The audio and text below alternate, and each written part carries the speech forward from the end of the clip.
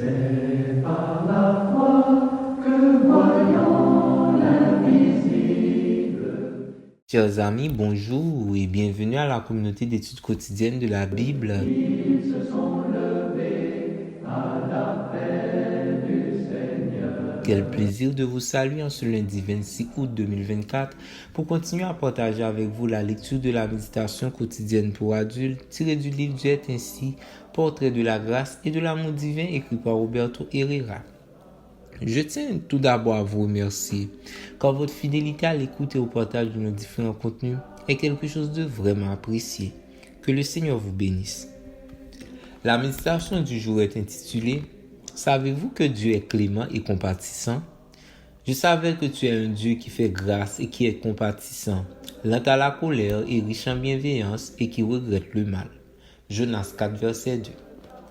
Bien que cela paraisse incroyable, le texte d'aujourd'hui nous présente un prophète de Dieu fâché contre lui de ce qu'il fasse grâce et soit compatissant.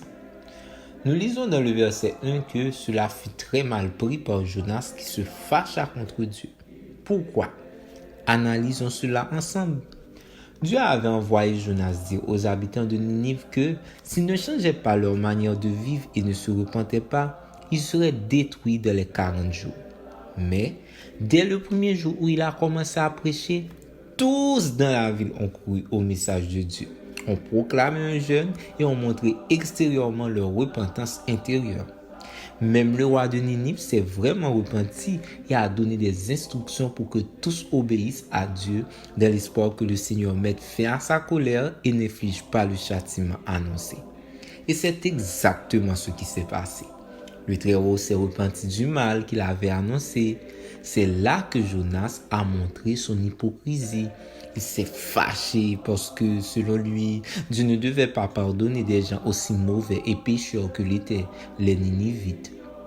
La grâce que le Seigneur montra à Israël, il l'offrait maintenant à une nation étrangère.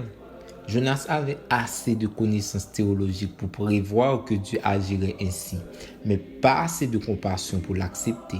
C'est pourquoi il se fâcha autant. Aurions-nous aussi ce problème? Aurions-nous trop de connaissances théologiques et manquerions-nous d'amour et de compassion pour ceux que nous percevons comme trop pécheurs? Nous avons alors quelque chose à apprendre de l'expérience de Jonas. Il est intéressant de voir que cette compassion divine qui a tant fâché Jonas était celle qui l'avait aussi sauvé d'une mort certaine dans la mer. Nous, les êtres humains, sommes ainsi.